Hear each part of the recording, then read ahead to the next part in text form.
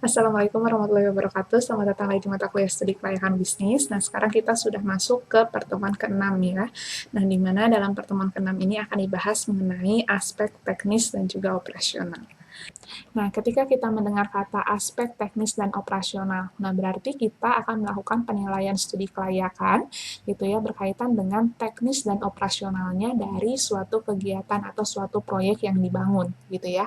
Nah, oleh karena itu di dalam aspek teknis dan operasional itu mencakup 4 hal. Yang pertama ada yang disebut dengan lokasi proyek ya. Nah, lokasi proyek ini terbagi menjadi dua. Yang pertama ada yang disebut dengan lokasi pabrik atau lokasi tempat diproduksinya suatu barang gitu ya. Dan yang kedua ada yang disebut dengan lokasi non pabrik. Artinya lokasi tersebut memang tidak diperuntukkan untuk memproduksi suatu barang ya. Contohnya apa? Contohnya misalnya kantor pemasaran, kantor administrasi gitu ya dan yang lainnya. Nah, dalam penentuan lokasi proyek itu ada faktor-faktor yang mempengaruhi ya atau variabel-variabel yang mempengaruhi. Itu terbagi menjadi dua. Yang pertama ada yang disebut dengan variabel utama dan yang kedua adalah variabel sekunder. Variabel utama yang mempengaruhi itu yang pertama dimulai dari kedekatan dengan bahan mentahnya, lalu yang kedua berkaitan juga dengan ketersediaan tenaga kerja, lalu yang ketiga ketersediaan tenaga air dan juga listrik, ya, lalu yang keempat fasilitas dari transportasinya serta pasar yang ditujunya gitu ya. Nah, sedangkan variabel sekundernya apa? Variabel sekundernya yang pertama bisa berkaitan dengan aturan atau hukum yang berlaku di sana, ya, lalu adat istiadat yang ada ataupun yang diterapkan oleh masyarakat gitu ya, lalu berkaitan juga dengan iklim dan yang lainnya. Terdapat 3 metode yang bisa digunakan untuk menentukan lokasi suatu proyek. Yang pertama ada yang disebut dengan metode kualitatif gitu ya untuk melakukan penilaian dari sekian alternatif lokasi yang ada. Lalu yang kedua bisa juga menggunakan metode transportasi ya dengan menggunakan linear programming dan juga menggunakan analisis biaya ya. Nah, itu adalah 3 metode yang bisa digunakan untuk menentukan lokasi proyek. Nah, selanjutnya ada juga yang disebut dengan luas produksi ya.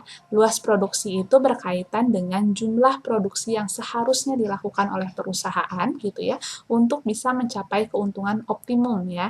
Nah, dari situ sudah ada kata seharusnya dan juga mencapai keuntungan yang optimum gitu ya. Nah, ini berarti berkaitan pada dua faktor ya, baik itu internal dan juga faktor eksternal. Faktor internalnya apa? Faktor internalnya yaitu proses produksinya ya, berkaitan dengan teknis dan juga operasional dalam menghasilkan suatu produk. Sedangkan eksternalnya apa? Eksternalnya itu berkaitan dengan market share-nya gitu ya. Nah, lalu faktor-faktor apa yang mempengaruhi luasnya produksi? Nah, itu sudah ada di dalam materi yang sudah saya upload ya ke dalam e-learning, nanti bisa dibaca lagi faktornya apa saja gitu ya. Nah, lalu selanjutnya kita akan langsung ke metode yang bisa digunakannya. Metode yang bisa digunakan di dalam luas produksi itu ada beberapa macam ya. Yang pertama bisa menggunakan marginal revenue dan juga marginal cost gitu ya, atau bisa menggunakan pendekatan break even point, atau bisa menggunakan pendekatan financial leverage gitu ya, atau bisa juga dengan menggunakan linear programming gitu ya. Nah, itu adalah metode-metode yang bisa digunakan untuk mengetahui luasnya produksi. Yang ketiga ada yang disebut dengan layout ya. Nah, layout itu apa? Layout itu merupakan proses di mana kita menempatkan fasilitas-fasilitas ataupun mesin-mesin yang dimiliki oleh perusahaan gitu ya. Jadi intinya layout itu adalah menempatkan fasilitas gitu ya. Nah, di sini dalam layout itu terbagi menjadi 4 jenis. Yang pertama ada yang disebut dengan layout fungsional. Layout fungsional itu di mana kita menempatkan fasilitas-fasilitas atau mesin itu berdasarkan kesamaan fungsi ya, dikelompokkan berdasarkan fungsi yang sama. Lalu yang kedua ada yang disebut dengan layout produk. Berarti penempatan fasilitas ataupun mesin yang disesuaikan dengan urutan produksi untuk membuat suatu produk. Lalu yang ketiga ada yang disebut juga dengan layout kelompok ya. Kalau layout kelompok ini ya berarti fasilitas dan mesin produksinya itu dikelompokkan dikarenakan memang ada komponen-komponen yang memerlukan proses produksi yang sama. gitu ya. Lalu yang terakhir ada yang disebut dengan layout posisi tetap ya. Nah, layout posisi tetap ini di mana fasilitas-fasilitas ataupun mesinnya itu ditempatkannya sudah tetap di situ gitu ya. Jadi kalau memang memerlukan fasilitas lain yang mendukung itu nanti bisa dibawa ke lokasi tersebut gitu ya. Yang keempat yaitu teknologi dan equipment. Nah, di sini teknologi itu tidak hanya berkaitan dengan kecanggihan ya, tetapi juga mencakup 4 hal. Yang pertama adalah kecocokan teknologinya. Jadi apakah teknologi tersebut cocok untuk bahan baku yang akan kita gunakan atau tidak.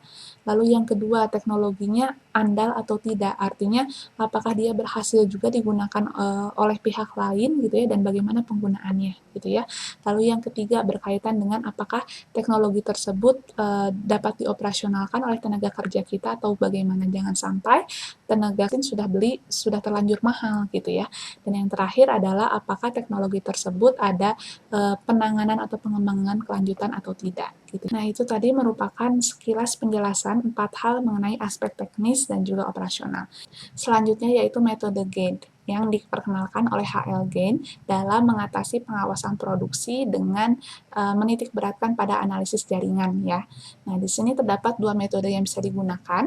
Yang pertama adalah metode PERT ya, atau Program Evaluation and Review Technique sesuai di slide-nya.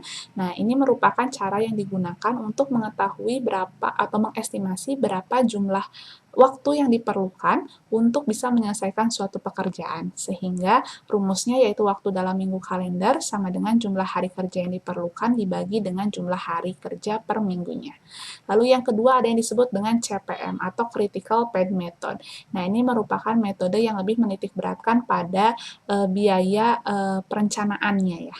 Nah, itu.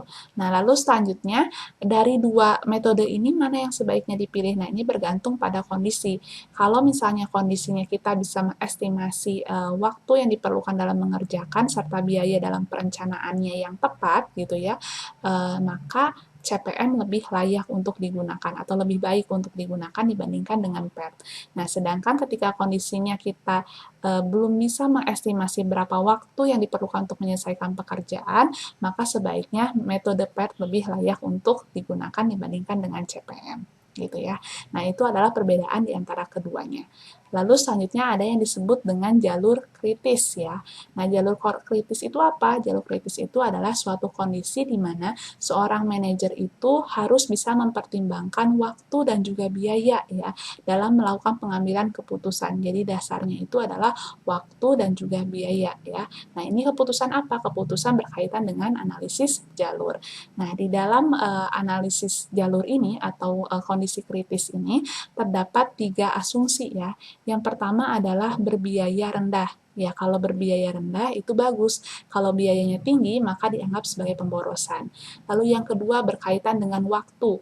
Nah, semakin cepat pengerjaan tugas, maka biaya akan semakin kecil. Semakin besar biaya yang perlu dikeluarkan, berarti waktunya lama juga gitu ya.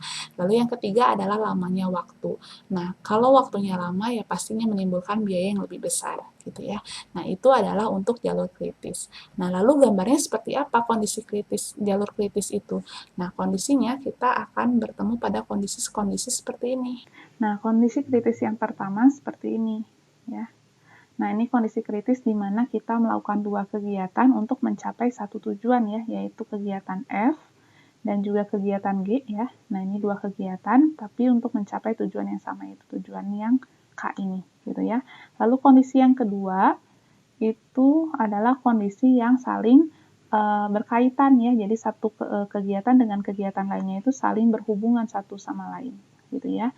Lalu yang ketiga ini ada yang bentuknya kosong, jadi artinya satu kegiatan ini, yang kegiatan 1 sampai ketiga ini ya, ini adalah kegiatan yang memang kosong dan memang tidak berhubungan dengan kegiatan lainnya gitu ya.